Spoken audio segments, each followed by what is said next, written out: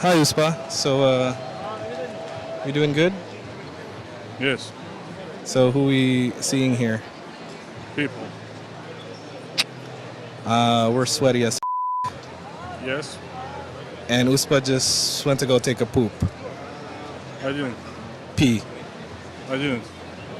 Wash his Kind of. bye.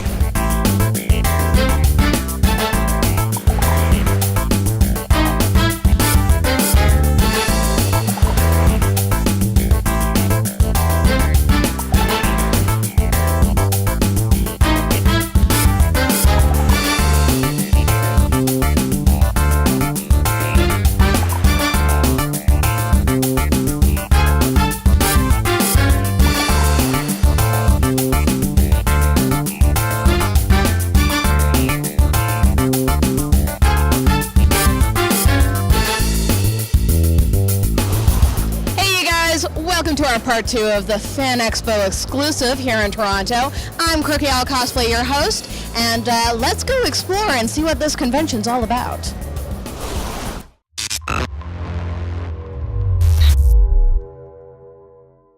Hey guys, I'm here at the Hasbro booth at Fan Expo here in Toronto, and I have one of the lovely ladies here who's going to tell us a little bit about Hasbro and what you guys are doing here at Fan Expo. All right, well, we're actually selling a bunch of Hasbro products. We have the Winter Soldier crossbones as well as Captain America, a lot of figurines, we have Hasbro games, and a lot of Nerf products as well, Nerf blasters and stuff. We have an Infinity Gauntlet as well as the Black Panther helmet. Those have been really, really popular this year. Very nice. And the Nerf guns are always great for us cosplayers as well. It's a great base for developing and creating our own weapons. Yeah, Nerf blasters are the best. And we have some laser ops as well, so it's basically laser tag, and you don't need any of the vests or anything like that. You just use the blasters, have no darts, so there's no cleanup needed. Oh, that's amazing, because I know I lose all of mine. Right? Exactly. Where are you supposed to put them? Who knows? Maybe you got to make some pouches. Exactly. One thing that I just want to ask you yourself is how you're enjoying Fan Expo, and what's your favorite part of the convention? My favorite part of the convention, I think, is the costumes, AKA right here. Everybody looks just fantastic, and I really like the atmosphere. Everybody's very accepting here and very, very cool, so I think that's been my favorite part so far. Sweet. Awesome. Well, thank you so very much for joining us and letting us talk to you and interview you a bit. Thank you. I'm here to do a little quip bit with the wonderful Holly Wolf. How are you doing today? I'm good. How are you? I'm doing really good. I'm enjoying the convention. So I'm just going to ask you a few questions. Okay. All right. Okay, cool. So my first one is, I want to know what got you into cosplay? Ooh, okay. Well, I used to play a lot of video games growing up with my brother and my sister. Lots of Nintendo, lots of Smash, GoldenEye 007, like a bunch of games. And when I got through college, I went to musical theater, singing, acting, dancing, and then modeling took off for me. When I got more time on my hands, because I already model pretty well and I know how to pose, I was like, ooh, I can do what I want now. And that was like crafting and getting back to making things and everything. And actually, I was in Vegas late one night while I was at EDC, and I saw Heroes of Cosplay on TV at like 3 in the morning. Don't ask me why I was awake. And it was reruns. So I watched it for like 8 hours, and I was like, people do this? Like, what is money? Well, no, not even. I was like, people do this? What? And I was just kind of like, yes. So I was kind of got more time on my hands, and I was like, amazing. So why not? I also want to do this. I already model, and I love it, and I love playing video games. So that's why I cosplay a lot of video games, because it's like my baby, and then anime, second baby, and then comics. Comics is my least favorite. I'm sorry, but yeah. It's okay. Joker's also in video games, so I mean, it's okay. Joker. That's true. So yeah, that was kind of how it happened. Nice. Yeah. I love that. I also love Heroes of Cosplay. It's a great show. Yay! The next question is I'm just going to ask a general, like, what's your favorite convention that you like to go to the most? Okay.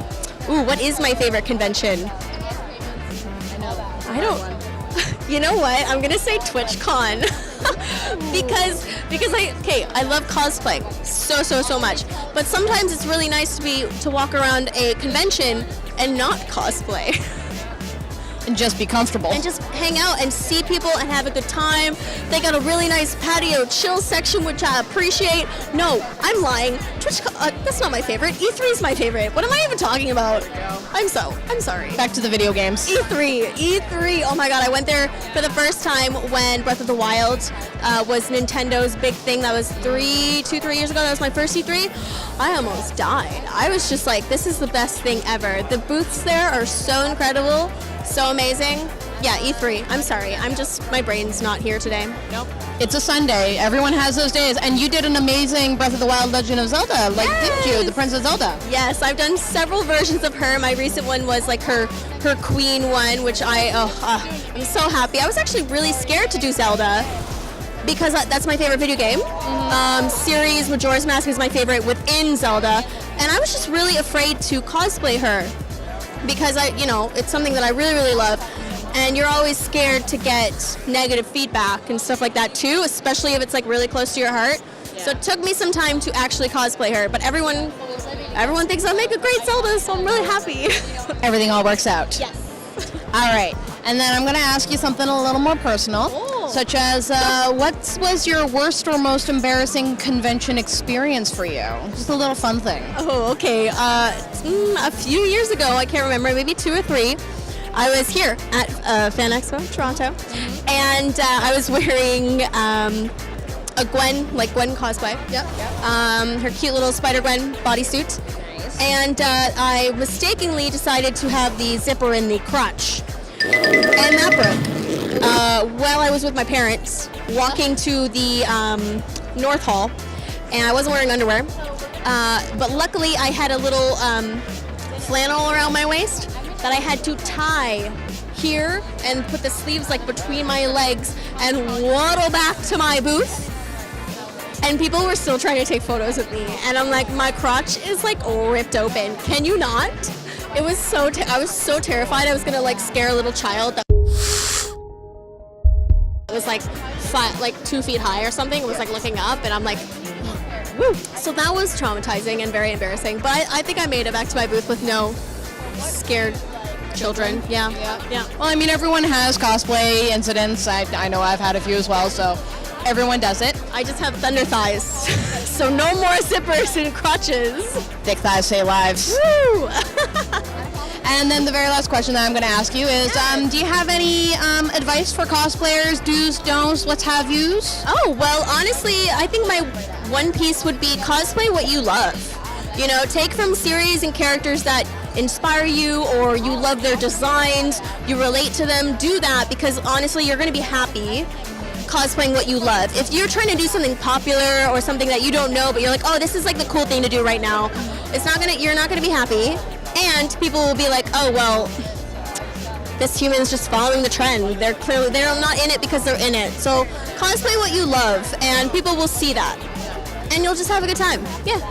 Perfect. Well, thank you very much for joining us, and thank you for answering my questions here on Lunchbox TV. You're welcome. Hey guys, I'm Quirkyowlcosplay. Real name is Rebecca, and I'm here at the Power Up Game Bar where pinkcity, the clothing brand here in Toronto, is holding an after party for them nerds after FAN EXPO on the Saturday. Let's go and check it out.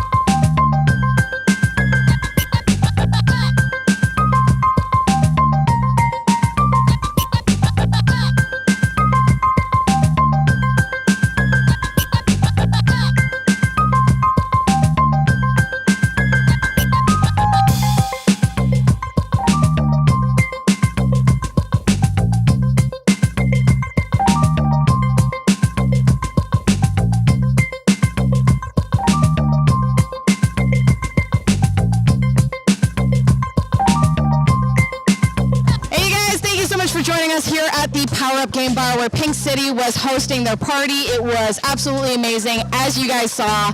And we're excited to show you guys Sunday at Fan Expo, so stay tuned.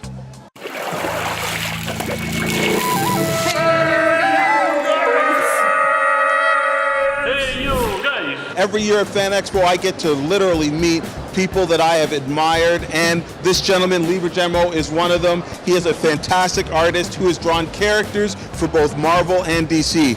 Lee, how you doing? I'm doing good, thank you. Awesome. So you've got a little book coming out with DC's new imprint. Can you tell us about that? Yeah, it's called Batman Damned. It's the first book in an imprint DC's doing called Black Label, and the basic idea is it's an imprint for adults, and it's kind of like DC done by HBO. Wow, so it's going to have more of a dark, gritty feel to it, and doing some of the characters that lend themselves to that? Not always dark and gritty. I think the different creators will bring kind of different vibes to each book that they do. Okay. It basically just frees us up in terms of content, where the monthly books will have a certain content, and these books will be allowed to push things slightly further. There's self-contained stories, in trying to do things in the vein of The Killing Joke and Watchmen, and some of the kind of more historic, out of continuity. Some of the stuff that really pushes the thresholds a little bit while maintaining the integrity of the characters. Right. Exactly. Okay, excellent. Yeah, and when can we look forward to this book? The first book of 3 comes out the 19th of September. Wow, so just around the corner. Yeah, just around the corner. So yeah, it's gonna be And can I ask what inspired this Batman tale?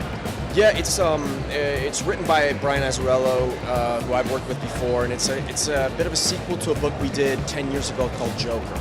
Joker was a fantastic graphic novel, as was the Lex Luthor story. That was awesome in Brian Luthor. as well, So we are getting kind of a sequel follow-up. Is this going to be more from Batman's perspective?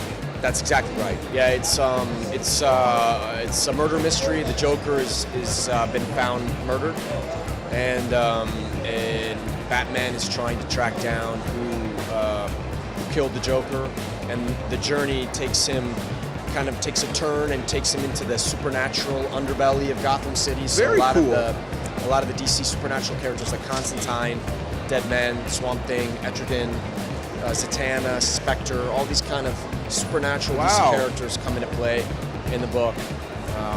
And like I said, yeah, it all ties in to That Joker. sounds incredible. Okay, so I'm going to ask you a question I like to ask all the people I meet. Since you've worked for both sides of the companies you do, Marvel work and DC work, if you could take one character out of the DC universe and plant them into the Marvel universe, who would it be? Wow, if I could take one character out of that's a tough question. I think both companies have such a specific idea behind what they do. I think the DC characters are more kind of godlike, and the Marvel characters tend to be a bit more human. If that's a good way to kind of make the difference. So I really don't know. I think that I love the supernatural DC characters. Okay. And I love the supernatural Marvel characters. So maybe it would be fun to see Ghost Rider or a character like that, meet a character like Etrigan the Demon or That would be very they're cool. both kind of possessed. Yep. That might be cool. I like that. I think that's a great idea. The Demon and Ghost Rider even in a team up. And then one last question. Is there anybody that you've wanted to work on book-wise in your career that you haven't yet? I haven't done Daredevil yet. I like Daredevil quite Other a than bit. covers, right? I've done some covers, but I haven't actually gotten a chance to do a story. I like Spider-Man, and I love Lobo, DC character Lobo. So, yeah, some things I'd eventually like to get to. Very cool. Well, thank you very much for joining us. Thank you for taking the time, Lee. It's a pleasure to meet you. Thanks a lot. And I hope everybody looks out for that book. It's called Batman Damned. And it's coming out in September. Today I'm really proud because I get to meet one of the artists that I've admired for a long time. In my 17-year tenure as running a store, I have watched Humberto Ramos grow into a spectacular artist, and it's so good to meet you, Humberto. Thank you for taking the time to speak to us. No problem. Again, I'm a little awestruck to get to meet you and talk to you. I've loved you since your Spider-Man, Crimson, back at your DC work. You've gotten to work with DC, Marvel on some fantastic characters, and you're just coming off of a run on Champions right now? Yeah, I just finished my runs on Champions. It was awesome because I love those characters, and I was really into the storyline and the voice we wanted to raise. And the things we wanted to say there, but it was time to leave, and well, Jim's up. He's taking over the book now, so he's doing great actually. And now I got to go to Spider-Man, so Well, Spider-Man. What's gonna be? What's better than Spider-Man? And it's kind of like coming home because you've drawn him before, and Peter is. He's the heart of, I would say he's the heart of the Marvel U. I believe, honestly, that the whole superhero world, both Marvel and DC,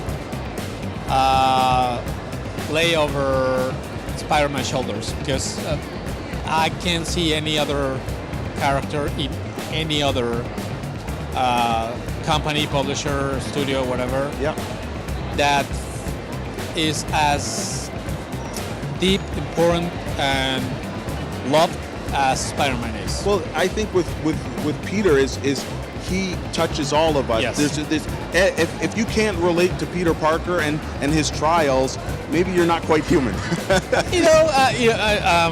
I get that there's people who doesn't like comics at all, but if you are into this, of course everybody feels differently because that's the beauty of this business. You get to pick from a lot of characters, a lot of stories, a lot of heroes in that, and relate to them. But to me, I'm this kid. I was this kid from Mexico 40 years ago who was a little awkward and a little alone because reading comic books wasn't this cool thing that is now. Yep. And I got to meet this kid whose name was Peter Parker, and you bond with this instantly, character. yes. So that's why I believe that if he did it for me, I'm pretty sure it did it for everybody else who likes comic books. So that's why I believe Peter Parker / Spider-Man is so important. Is important. So right now, as we're talking, you mentioned a whole bunch of characters, and the comic book pantheon has got so many. But you have this really interesting book coming out with Marvel based on the Infinity War series, where they are kind of mashing and combining some heroes together. Can you tell us a little bit about that? Well, there's this new storyline. It's called Infinity War, where characters get mixed, right? And the result of that is interesting. And well, you should have seen them around. We have the Arachnid Jr. and we have Spider Knight. Spider Knight, yes. It's a mixture between Spider-Man and Moon Knight. We have a Supreme Soldier, that is Doctor Strange and Captain America. Yep. And we have I forgot the name, but it's Black Panther and Ghost Rider. Wow. So that looks pretty cool. I mean, the design is really cool. And you got to design the character I got to concepts design for that. all. So that's a great thing, because it reminds you that this is a playground still. Right. Of course, we take serious the job as serious as it is, because it's a real job that we're from families and people get their paycheck every other week and that. But still, we have to remind that this is something we grew up with and we play with, and it's fun and it's entertaining. And you can it's take exciting, chances, right? and you just roll the dice and create Right. something new. It's about that imagination and pushing the envelope, Exactly. right? So that's my take when I get to design characters, to remind me and everybody else, who's willing to read the books, that it's fun. It's all about the fun. It's all about the fun. All right, so on that note, you've had a chance to work on so many different characters. I like to ask the people that I talk to and get to meet, is there anybody that you have not had the chance to draw that you would like to draw in your career? Well, I'm a Marvel fan, and so I get to draw most of the characters every other time, right? Right. So I'm happy for that.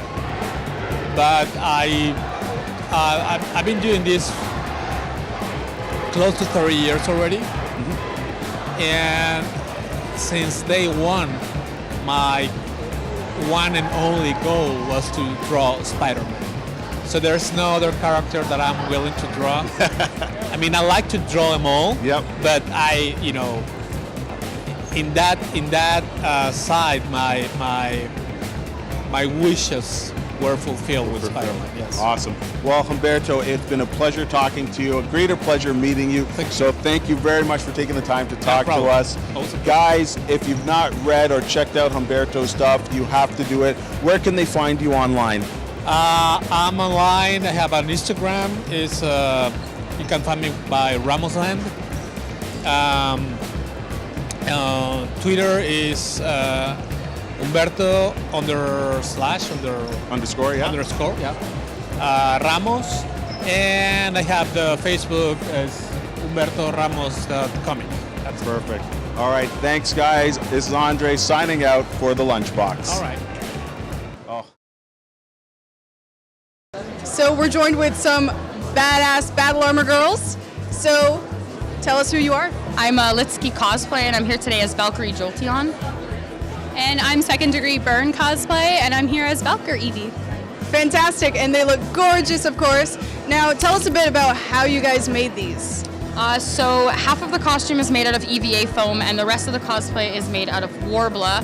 So I went through a process of using templates by Kamui Cosplay and basically just built off a basis from Jessica Negri's original cosplay design, along with Gladzy and Becca Knowles' cosplay design as well. Kind of just worked from there. Lots of work. Also underneath this is also air-dried clay. Oh, okay, fantastic. Love it. And how did you do these gems? I resin casted the gems myself. Perfect. Yeah, it was first time doing all that. Love it. It looks amazing. And how about you? Yeah, kind of the same idea as Sky just said. I looked at the concept art by Gladzy and Becca Noel, who's the original Evie, and I kind of looked, and I have to give them a shout out, the Zach Fisher Arsenal designs, because they're beautiful. So it was mostly a lot of trial and error. This is my first armor build. So it was templates, which thank God Kumi Cosplay has templates, bless her soul. So it was trial and error, kind of getting a feel for how my body looked in the costume as well, and just kind of, getting a feel. So it's mostly Warbler and craft foam. The shield, though, is the big one, where it's Warbler on top of EVA foam, along with resin gems and LEDs. Can't really see a lot of them right now. Fantastic. So all the LEDs, did you learn them just recently for this costume, or was it something you always knew? It's kind of something I always knew. I got soldering lessons from my boyfriend. I'm still getting soldering lessons from my boyfriend. But because of actually my job, I have an understanding of how electrical current works. So kind of just put it together and kind of added the battery pack down here and got our little switch right there. So it's all kind of, sadly it's covered up, but the circuit is all down this way. Well, fantastic. Thank you, guys. You look amazing. Thank you. We're joined with some hobbits today. Let us know your cosplay handles. We're finding _Frodo, right? Yeah. Yeah, finding _Frodo. You can find us on Instagram and I believe Tumblr as well. Yeah, you got a Tumblr. Love it. So now tell us about a time you've had a weird occurrence with another Lord of the Rings cosplayer. Probably we saw this Nazgul downstairs, and like it was really funny because we saw this Jesus cosplayer, which was also everything. And they came over and they were like, "Oh my God, they were looking for you!" And there's just like Scream, this like Nazgul Scream, and he comes over and he's like pointing his sword, and this person's on like platformers. I'm like, "Oh my God!" It was like amazing. You know, it was literally a miracle because we actually had Jesus Christ come by. Yeah, Jesus like dropped the Nazgul on us. He just dropped the Nazgul on us. He's a miracle worker. Amazing. Well, there we have it. Jesus is a Nazgul worker.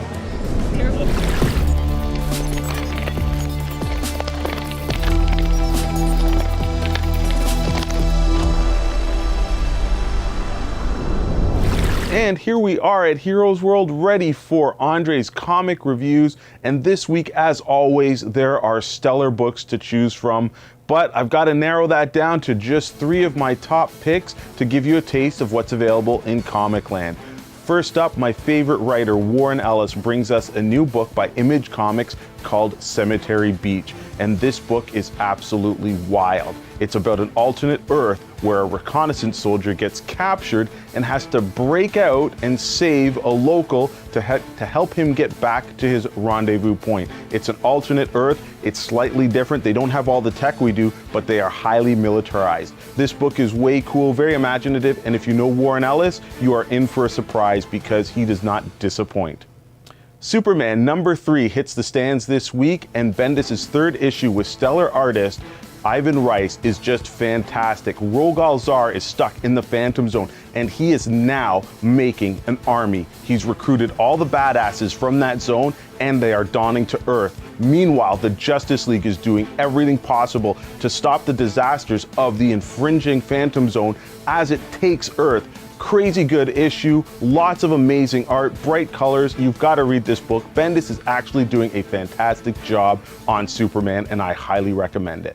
One of the most important books to come out in a long time is Champions #24.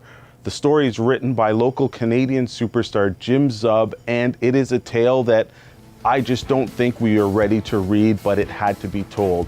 It's about a high school shooting, and one of the champions, Miles Morales, was basically skipping school while this took place. The guilt trip on Spider-Man is huge, and his friends can't dig him out of that funk that he feels, that survivor's guilt. This is a very traumatic book to read, but it was written with such respect and reverence. I really felt touched by these characters. His fellows try and console him. He goes to see guidance counselors, and it's such a shocking, shocking book, a shocking event, and it's things that happen in the real world that we just shouldn't have to deal with. So how do these young superheroes deal with it? You've got to read it to check it out. That's Champions #24 by Marvel Comics. Old Man Logan #47 is on the shelves, and it is pretty damn cool because we've got the crass old Logan teaming up with Alpha Flight. That's right, all the Canadians are in one book, and they're actually fighting a threat in Nova Scotia. Way cool book. We get to see characters like Puck, Guardian Snowbird, and there's an alien parasite entity growing and taking over a small town in Nova Scotia. What are these guys going to do? Does this creature need to be dealt with? Why is it doing what it's doing? Read this book to find out. Logan, though, isn't running at 100%. His healing factor is down. He can't fight this giant monster, but of course, Wolverine is the best there is at what he does, and he's not going to let fellow Canadians go down. Awesome book, and if you're a fan of Logan or Alpha Flight, you definitely got to check it out. So there you go, guys, a couple books to check out, but make sure you go to your local store and see what they have to offer, because as always, Wednesday is chock full of the latest and greatest superheroes.